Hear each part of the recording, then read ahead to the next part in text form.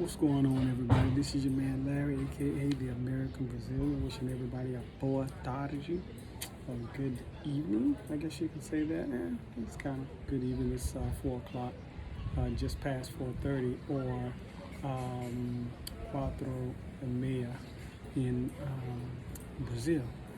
So I wanted to make as much videos as I possibly could while I'm here. I know that I have not been in the country in a few years, but hopefully that's going to change in regards to the frequency of our trips.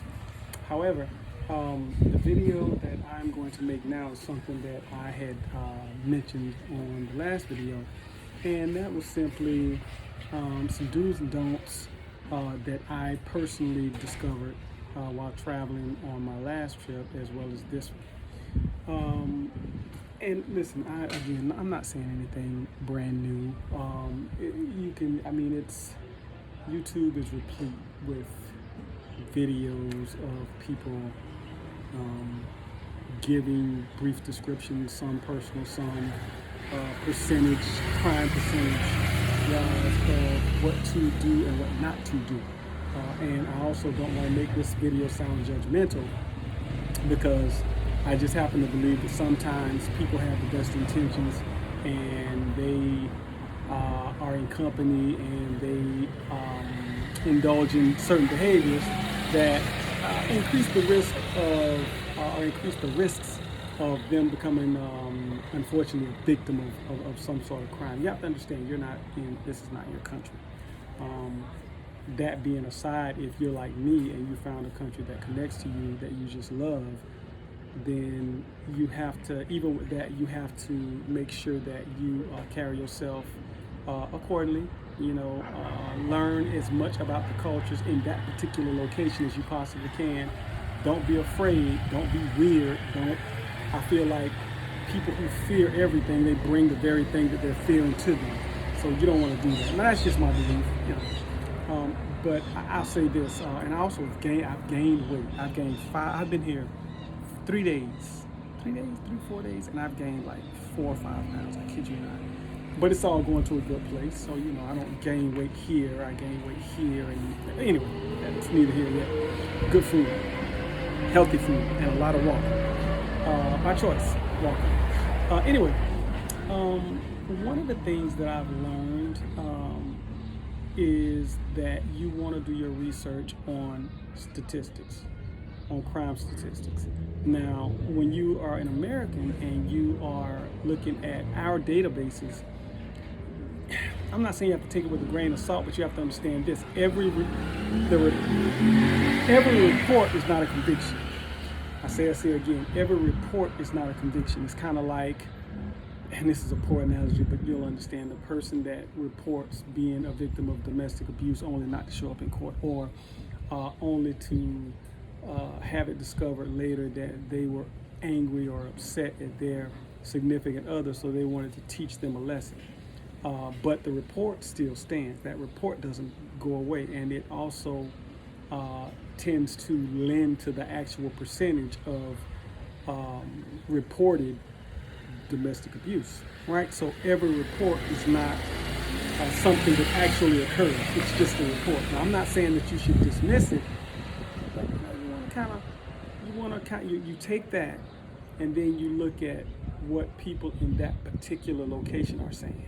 You want to look at something as I guess some would consider it nonsensical, as reviews of people that have been there and people who are currently living there. And the hope is to get a motley crew of reviews. My thing is this: if I see a whole bunch of good reviews, that's okay, but I kind of want to, we're human, right? So we have likes, we have dislikes. So I want to make sure that if I see something, that it's something that is more realistic. Nobody hopes to have somebody become a victim of a crime or whatever, but you want to make sure that whatever review you're seeing is something that is involves human beings. What do I mean by that is this: it's like eating at a restaurant. Everybody's not gonna like it, right? and everybody's not going to hate it. You're going to have that mixture. Those places I tend to gravitate towards because it's kind of like, okay, why don't you like it? If you don't like the restaurant because you feel like the service was too slow, or if you don't like the restaurant because you feel like the price was too much, I can get that. But if everybody's saying the food sucked and one person saying they like it, I ain't going, I'm sorry. And it's the same thing about the country. If everybody's saying that you know, the people are mean, this, that, and the other, then I tend not to want to even travel. For me, Brazil, I connect with it, and so not because it's, you know, it garners any type of perfection. It's perfect for me because I like it, right? And I connect with it. It resonates with me. I've gone to Africa, liked Africa, but I feel alive in Brazil, and there's a difference. In any event, let me get back to what I'm saying. Okay, you want to make sure that you do your research, that you do your gain some form of statistical data, and that sounds like it's a big deal, but it's I mean, if you're on the computer anyway, on your smartphone, you can go on YouTube, you go on Google, and there you should find anything that you want to know. And you know, they also typically they have people that make videos, people like me that will actually make videos while they're there, and while they're walking through certain areas, letting you know the do's, the don't do's, the places to visit, and the places to not necessarily go. I think there's something innate within us as Americans to kind of always veer off of the beaten path, if you will. Me personally, I have no desire to go to any ghettos. I grew up in the ghetto. It's kind of the mentalities of the ghettos in a lot of areas is kind of ubiquitous. You know, wherever you have poverty, you're gonna have crime. They go together like steak and eggs, or peanut butter and jelly. But anyway, another thing too, we have to harness our entitlement as Americans. What do I mean by that? Entitlement is, I guess you could say in layman's terms, is the ideology that a person feels like something is owed to them, or that they can do something, or that they have liberties that I wouldn't say that anybody else doesn't have, but they just have. Wherever they go, they have certain liberties, right? In some cases, liberties that people didn't give you, but you feel like that, right? Entitlement is not necessarily a bad thing when it's mixed with inclusion. What do I mean by that? Well, if you go somewhere and you feel, you know, that they recognize that you're an American and you feel like you have some form of advantage, figure out a way how to pay that forward by including somebody else into that advantage that you've got. And it's not always that way, but I think we do ourselves a disservice if we just kind of take certain liberties and just not look at everyone else, or not consider or include everyone else. That comes across as elitism, and nobody likes that. Another thing too is pay attention to subtle nuances, right? So if you go into an area and people are kind of doing the same thing, make sure that you don't stand out. Something as simple as what happened to me at the airport when we landed in Brazil, and that was this. There was a line, right? And everybody was in line to go to this particular breakfast spot. But, you know, me being American, I guess, I stepped outside of the line because, I mean, I guess I was like, why do I need to kind of be in line? And like, I mean, the line is like a big, long L, single file. It's like, man, I'm not in parochial school. I don't have to do it. I just kind of stand outside and play with my phone. But what I noticed was this. I noticed two things. The people that were passing in the opposite direction, they would speak to people because this is a friendly country. You'll typically find people greeting you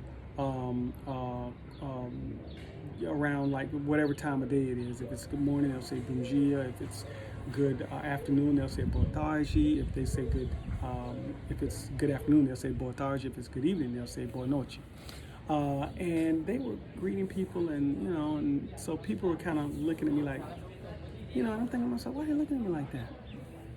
And I look behind me, and you know, people were looking at me. You know, you can't tell people are just kind of being nice or whatever, you know. So, and I look down, and I'm like, hold on, everybody's over here, and I'm over here, but I'm in the same line that they're in. hmm. And it's like when I moved over and got where everybody else was, it's like somebody waved a magic wand. So when people came by, hi, boy, they didn't say hi, boy, you know, boom dia, you know, Viking Dales, and did they leave you, and and so something as simple as that can keep you, can make sure it doesn't make you, it doesn't put you in a situation where you're out of place, because that's something that you don't want. You do not want to be out of place. Again, you don't have to fear it if you respect it. I've always been taught, and I believe you don't fear what you respect. Now, some things you want to, because we're so used to doing certain things, you want to make sure that you don't forget certain things, like something like this, right? You know, a necklace, right? Not super expensive at all, and you know, I'm not trying to flex or anything like that. Well, let me just say this: where I am, the city where I am is a pretty safe, low-key, calm city. Now, they did have something that happened not too long ago where some banditos from 4 or 5, 6 hours away came. It's this big, huge gang, I guess in Sao Paulo. They target smaller cities, and they come and they try to rob banks. I think only one person got hurt. You know, obviously one person getting hurt, getting killed is one person too many. My point to say that is this, you know, just you want to make sure that you don't do certain things to stand out, even if it's stuff that you're used to, right? Don't try to stand out. You know, don't try to flex. Flexing can get you killed. I mean, anywhere. That's even in America, right? So just kind of just know that flexing can get you hurt. Excuse me. And so, that stuff like in the grocery store. Okay, so when I was in the grocery store, one of the biggest compliments that you'll get is if people come up to you and they attempt to speak to you thinking that you are a native, right? And but the response, you kind of, here's the response. This is what you want to do. The response is this. This happened to me today. This happens to me everywhere I go, right? People, for whatever reason, I guess I don't know if I look like I'm a Brazilian. I don't know. I'm an American Brazilian, though, right? Aha, you know. There's aprendendo is learning, right? Fala is speaking, right? And I used to make it a point of saying, eu falo um pouco de Portuguese, right? I speak a little Portuguese. You don't want to say that unless you actually do, which I do, but you want to always give yourself the opportunity to be graded on a curve. And so now what I do is I'll say, eu aprendendo Portuguese. That means I am learning. People are a lot more patient with you when they feel like, see, when you tell me you're learning something and you tell me you speak a little of something, if you say speak a little, my mind is going to process that. Well, I can talk and I'll just keep talking until you stop me. But if you say you're learning, okay, now I need to speak very slowly. I need to be a lot more patient with you, because in doing so, we can have a dialogue. I'll get you what you need, you'll get what you need, and then, you know, everything is cool. So that's another thing that you want to do. Also, something very simple. Something that I learned in America about uncle of mine. He always told me. He said, wherever you go, if you notice the vibe in that particular area where you are changes for any reason, a lot of times it's because somebody entered. You know, person, people, or whatever. And obviously, if you're in a country that you don't know anybody, or if you have family but you don't know a whole lot of people, and the vibe changes, and it's a vibe that kind of everybody's, you know, happy, but then everybody kind of looks like a little on edge or whatever because this person or these people came in the room. That's your cue to leave. You don't just stay around. And unfortunately, a lot of people feel like, again, that entitlement. Oh, well, you know, man, I'm American, man. You know, I can do this, I can do that. I'm cool, man. I can, you know, oh, man, I'm from the hood. You know, I know how to handle myself. Let me tell you something. That's good on TV. It's good in movies. It's horrible. The outcomes are not that good in real life. So I will say this. If you notice the vibe changes, just leave. Just leave. Hey, live to fight another day. You know what I'm saying? Live to fight another day. Just leave. And be careful where you go at night. Um, that tends to be in contact more with the locals, right? Speaking with them, letting first of all letting them know what you're looking for, and letting them know what you don't want to be a part of. I know that might sound like elementary, but it's true. You can say, well, hey, I want to go to a party. They're like, okay, cool. And you go to a party, you're like, does this guy have an assault weapon? Well, you said you want to go to a party. Not that kind of party. So you just, I mean, that hasn't happened to me. Again, where I am is a pretty safe place. We're actually going to buy something here at some point. It's so funny. We went to visit one of my uncles by marriage. This guy has 13,000 acres. It's a lot of land, right? 13,000 acres, and my father-in-law, I think he has 12, not 1,000, but 12. This is a cool place. I like this place. But again, I'll just kind of do a brief recap. And I know this is probably mad boring, but it's something that I think that a lot of people they overlook. Make sure that you do your research. Make sure, as my brother-in-law, make sure that you talk to the locals. Find out. Make sure that you speak with the locals. Make sure that you know some of the language, a little bit, the pleasantries. Get Pimsleur. That is a great app. I recommend that for anybody. Shout out to Yusef Watif, RIP. He recommended Pimsleur to me. I still use it to this day. But I think I also want to up that and maybe get into a college course, because I really, really love this country and the people. And you want to respect the nuances of order in people's, again, standing in line. If they're doing this, you want to do that. Just make sure that you're operating from a place of respect. And in doing so, I think you'll save yourself a lot of heartache. And because the last thing you want people to look at you as food, right? Remember that cartoon with Tweety Bird and Sylvester Cat, where when Sylvester Cat was hungry, he would always look at Tweety Bird, and Tweety Bird he would change from his actual image to an image of a turkey that was basted, sitting on this big dish, and aroma just emanating from him. People will look at you like that depending on how you act when you are out. So yeah, again, I know this was you guys are probably, you know all of these things. I get it. These are just things that I've had to learn, and I'm still learning. I always want to keep myself in a position to learn. One thing I do understand about learning is this: the more you learn, the more you realize, the less that you actually know. So that should, in and of itself, create that continual hunger to kind of learn and be better. And the last thing I would say is something I just said earlier, and that's this: you don't have to feel what you respect. You respect the fact that walking in front of traffic is going to probably get you killed, so you don't do it, right? Because you respect it. So you don't ever have to fear about getting hit by a car in the middle of the street because you're not going, right? So just make sure that wherever you are and whatever you're doing, you enjoy it, you learn about it, you learn about the customs, you learn about the people, you respect the customs, you respect the culture, you respect the people, and you're going to have an awesome time. And that's wherever you go. I was about to make a joke, but that probably wouldn't be tasteful, so I won't do that.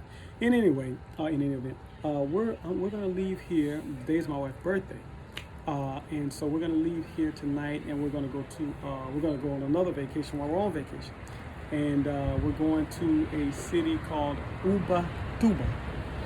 Ubatuba, that's the actual name of it. And so I did my research and did just brief things. I actually looked this stuff up months before we were coming here, and it seems like it's a pretty cool place. It's more of like a resort town, but it's a city in Brazil. So we're gonna go there. I'm gonna take a lot of footage.